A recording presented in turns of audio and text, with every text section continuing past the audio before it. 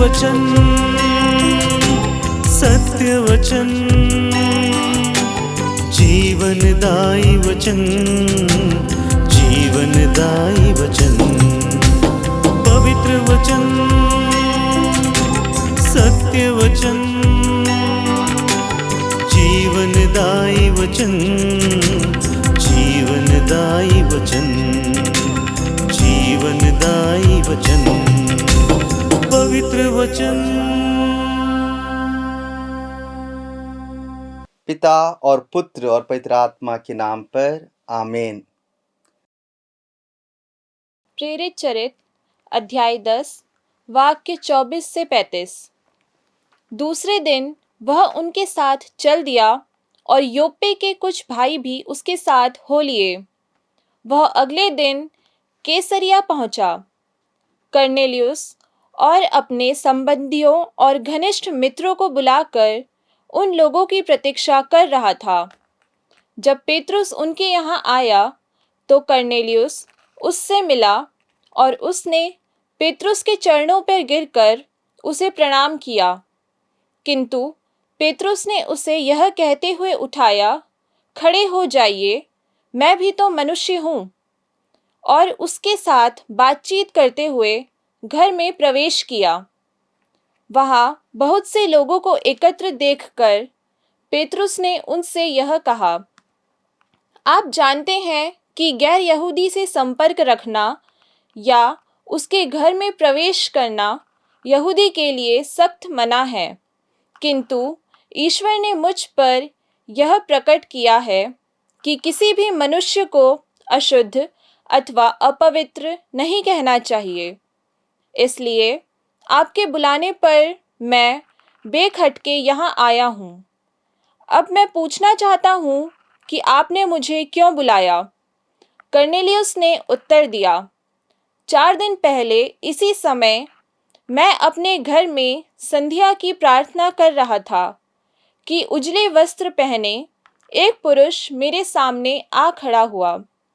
उसने यह कहा, कर्नेलियुस, आपकी प्रार्थनाएं सुनी गई हैं और ईश्वर ने आपकी भिक्षा दानों को याद किया। आप आदमियों को योप्पे भेजिए और सिमोन को, जो पेतरुस कहलाते हैं, बुलाइए। वह चर्मकार सिमोन के यहाँ समुद्र के किनारे ठहरे हुए हैं। मैंने आपको तुरंत बुला भेजा और आपने पधारने की कृपा की है।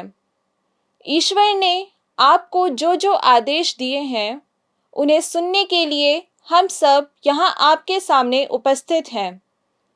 पेतरुस ने कहा, मैं अब अच्छी तरह समझ गया हूँ कि ईश्वर किसी के साथ पक्षपात नहीं करता। मनुष्य किसी भी राष्ट्र को क्यों न याद हो, यदि वह ईश्वर पर श्रद्धा रख कर धर्माचरण करता है तो वह ईश्वर का कृपा पात्र बन जाता है। प्रभु की वाणी। ईश्वर को धन्यवाद। अफेसियों के नाम संत पौलुस का पत्र अध्याय 2 वचन संख्या 19 से 22। आप लोग अब प्रदेशी या प्रवासी नहीं रहे, बल्कि संतों के सहनागरिक तथा ईश्वर के घराने के सदस्य बन गए हैं। आप लोगों का निर्माण उस भवन के रूप में हुआ जो प्रेरितों तथा नबियों की नींव पर खड़ा हुआ है और जिसका कोने का पत्थर स्वयं ईसा मसीह है। उन्हीं के द्वारा समस्त भवन संगठित होकर प्रभु के लिए पवित्र मंदिर का रूप धारण कर रहा है। उन्हीं के द्वारा आप लोग भी इस भवन में जोड़े जाते हैं, जिससे आप ईश्वर के लिए एक आध्यात्मिक निवास बने। प्रभु की वाणी। ईश्वर को धन्यवाद। पिता और पुत्र और पवित्र आत्मा के नाम पर आमीन। संत यूहन्ना के अनुसार पवित्र सुसमाचार अध्याय 20 वचन संख्या 24 से 29 तक। ईसा के आने के समय 12 में से एक थॉमस, जो यमल कहलाता था, उनके साथ नहीं था। दूसरे शिष्यों ने उससे कहा, हमने प्रभु को देखा है। उसने उत्तर दिया, जब तक मैं उनके हाथों में कीलों का निशान ना देख लूं, कीलों की जगह पर अपनी उंगली ना रख दूं और उनकी बगल में अपना हाथ ना डाल दूं, तब तक मैं विश्वास नहीं करूंगा। 8 दिन के बाद उनके शिष्य फिर घर के भीतर थे और थॉमस उनके साथ था।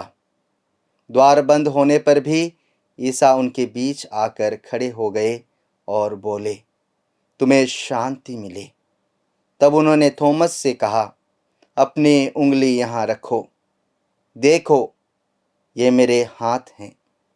अपना हाथ बढ़ाकर मेरी बगल में डालो और अविश्वासी नहीं बल्कि विश्वासी बनो। थॉमस ने उत्तर दिया, मेरे प्रभु, मेरे ईश्वर। ईसा ने उससे कहा, क्या तुम इसलिए विश्वास करते हो कि तुमने मुझे देखा है?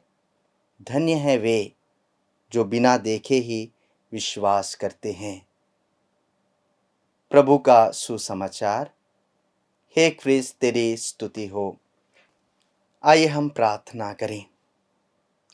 हे प्रभु यीशु, आज संत थॉमस प्रेरित के महापर्व पर हम आपको धन्यवाद देते हैं। आपने उनके संदेह को विश्वास में और उनकी कमजोरी को साहस में बदल दिया।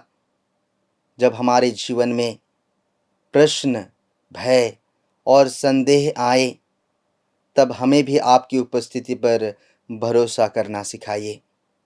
हमारे विश्वास को इतना दृढ़ बनाइए कि बिना देखे भी हम आप पर विश्वास कर सकें और पूरे हृदय से कह सकें, मेरे प्रभु, मेरे ईश्वर।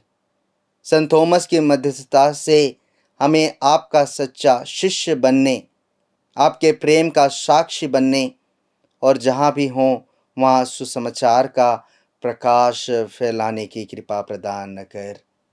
आमीन। पवित्र वचन